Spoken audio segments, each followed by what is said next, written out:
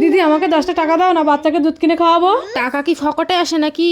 আমি ওসব টাকা টাকা দিতে পারবো না, যাও এখান থেকে।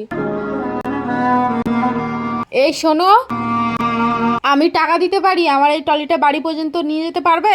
হ্যাঁ দিদি পারবো। ঠিক আছে, নাও।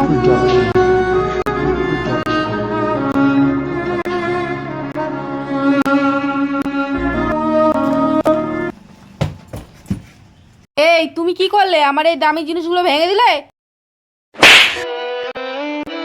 দিদি আমার টাকাটা, বাচ্চার দুধ কিনবো। বাচ্চাকে দুধ খাওয়াতে হবে না, পুকুরের দিয়ে জল তুলে খাওয়াবি, যা সর এখান থেকে। নিয়তিরে কি খেলা ওর হলো যে আপন। এই তুমি কোথায় যাচ্ছ? বাড়িতে আলু শেষ হয়ে গেছে, দোকানে আলু নিয়ে আসতে যাচ্ছি। একটু কিছু হলে ফাঁকিবাজি আরম্ভ হয়ে গেলো, তাই না? যত সব। প্রিয়াঙ্কা, প্রিয়াঙ্কা,